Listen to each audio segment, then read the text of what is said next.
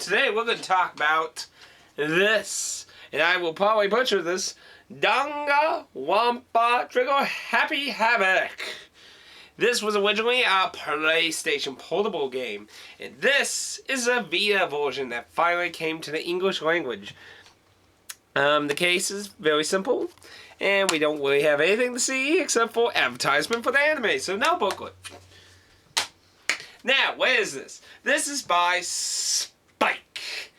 Now, who is Spike? Well, Spike is known for lots of things.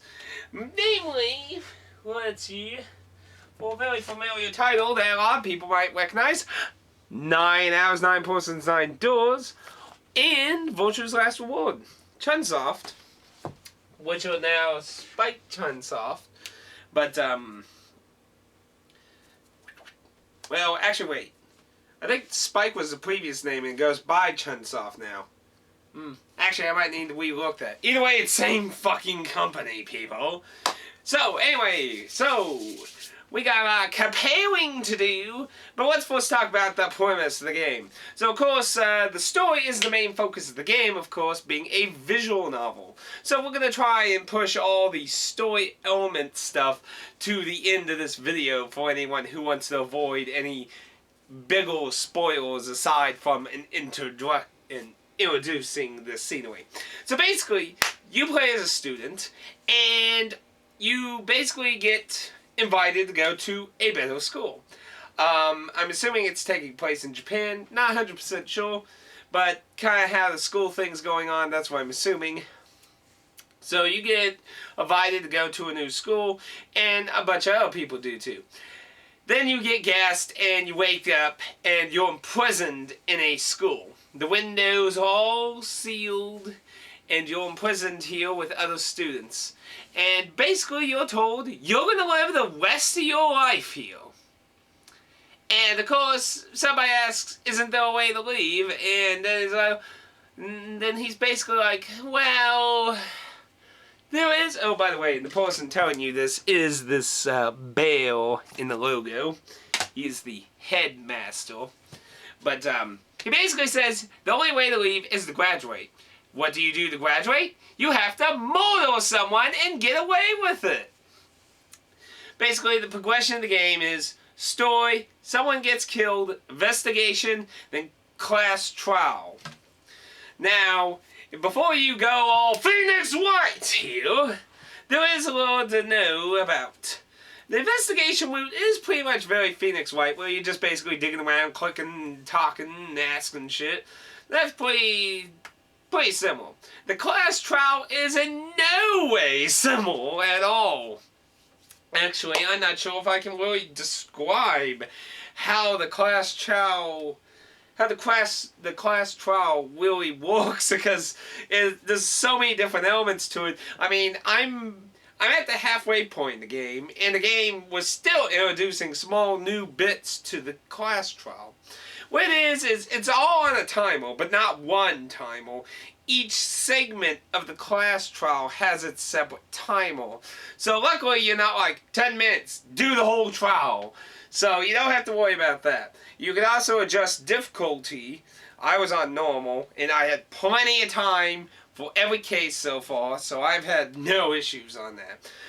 But you can adjust the difficulty, and that apparently not only adjusts the time, but also certain elements that happen, like playing the easy mode, a lot of the harder things don't activate. And hints. Apparently there were certain hints that are made more mysterious in the harder difficulty, so you can adjust that some. But the class trials is basically a whole bunch of going from person to person, arguing and yelling about who did the murder and shit. And the reason this is really important, because you might be like, well, who cares, you know, just, okay, the fish got away and we live again until someone else murders. Wrong! Actually, the game is much more deadlier than that. Basically, if the murderer gets away, everyone else dies. So everyone else's top priority is to catch the murderer, except for the murderer. So it's actually very important to catch the murderer, unless you're not the murderer. So, you know, it's a conflicting issue, is it not? But anyway, all the people are basically arguing, and you, the only person with any sense, have to battle your way through their comments.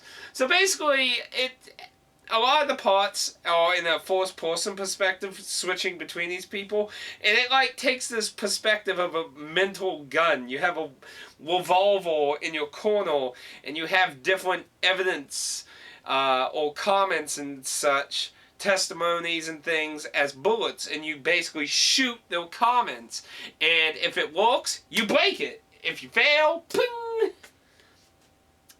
The game introduces junk messages going around. You can tap the back of the screen or put a silencer on with the X button and shoot these comments down to increase your timer.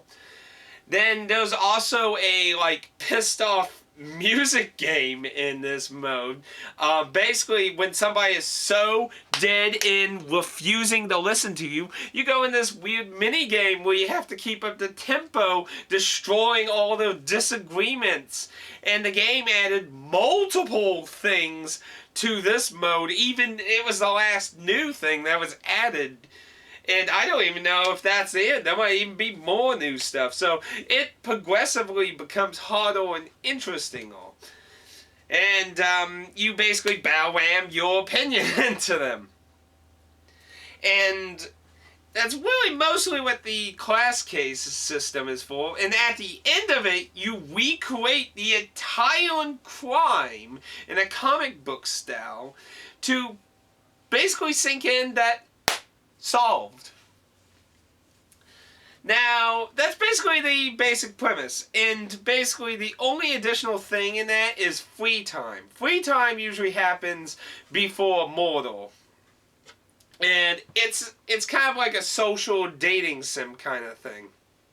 You hang out with someone, and you can give them a gift. And the positive to this is you have SP skill points, and you can learn skills, and these skills can apply to the court cases. Different people provide different skills or just a SP boost. So you can get a way of unique abilities to apply into your court cases, into the class mortal cases. Aside from that, that's basically the premise of how the game plays out so far. I have to say, the cases are all pretty interesting, but aside from the first case, I've actually realized all the other cases prior to really figuring it out. So, you know, when you get to the point where the game's like, oh, you need to figure it out now. It's like, I always figured it out. I know what's going on. And in that aspect, the game's a little disappointing to me, and I blame 999 for that, and I'll get to that more in the story aspect. So it's a visual novel, so there ain't a whole lot of, control stuff. You have your basic movement. The most thing you have, unlike, say, like Phoenix Wright or 999, Virtue's Last Reward, where you kind of flip between different screens. And in this game, you have a 3D area, and you can kind of move the camera a bit, a little up, a little down, to the sides to investigate different items and that. But there ain't a whole lot to that. Now, your menu, you got, collectible items, which most of them are gifts as well. You have report cards with information in that, with all the people you're trapped with. There's not a whole lot as far as I can see so far. But again, you have to keep in mind I'm at a halfway point. Now, music and graphic style.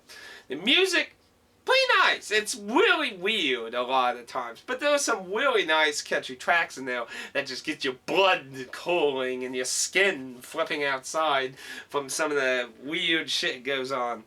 The graphics are a mix of 3D and 2D. The cutscenes are really nice too on the Vita. Considering this game was originally a PSP game, this looks really good. I don't know if any of these scenes were touched up or added even. I don't know if they even added scenes. But if all this stuff was in the original PSP game, it was still holding up really good.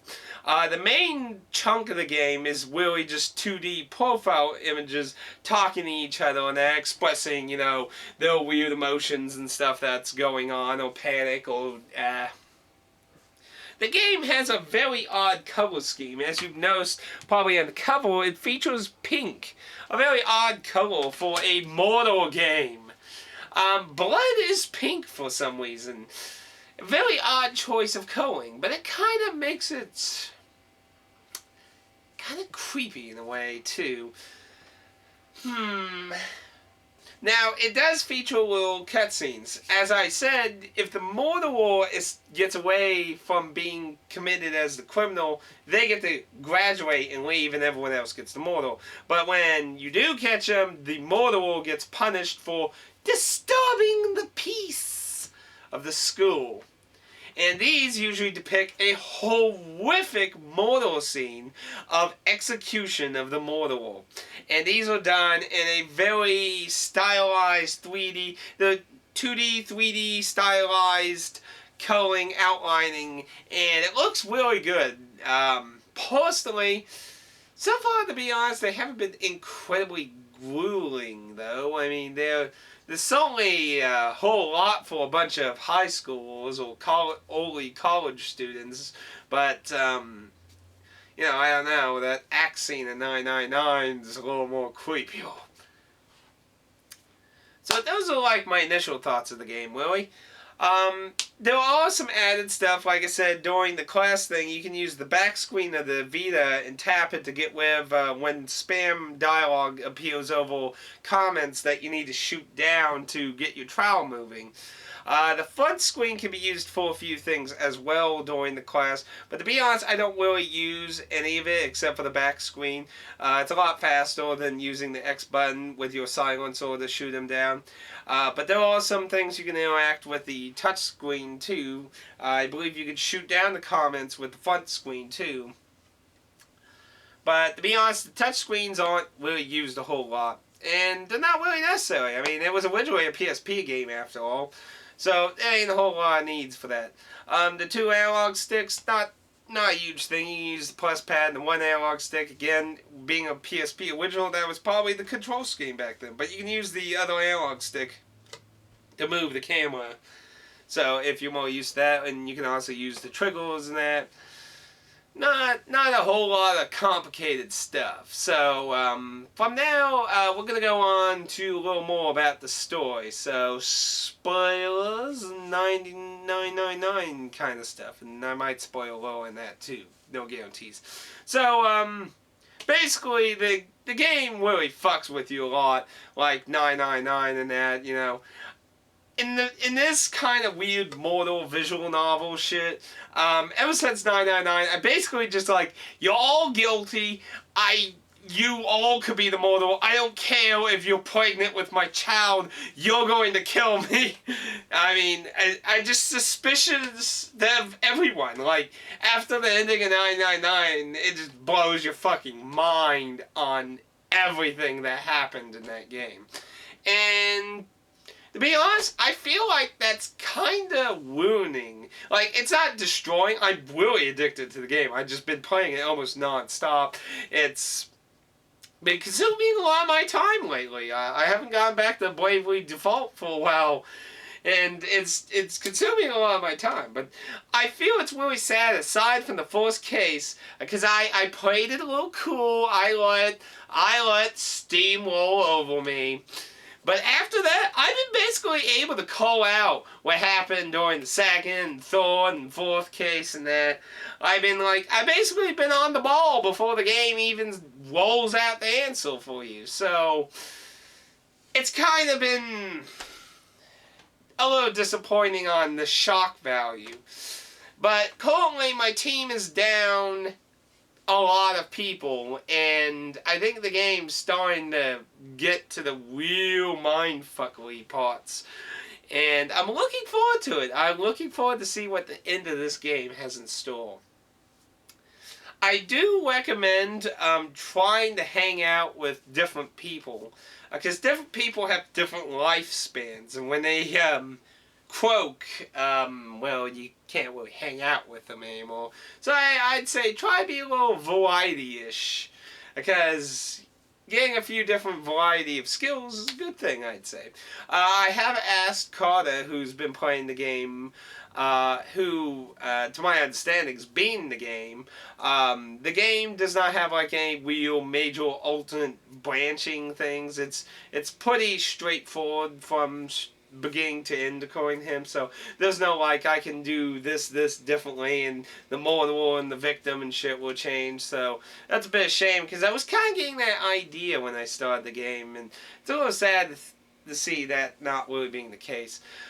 Aside from that, you do get to explore the store. I guess that is another aspect. You do get to explore the school in the first person.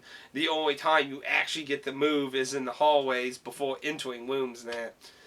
But overall, I've been really enjoying this game. And if you don't have a PSP, for some reason I always like saying PSP Vita when it's just PlayStation Vita, not PlayStation Portable Vita.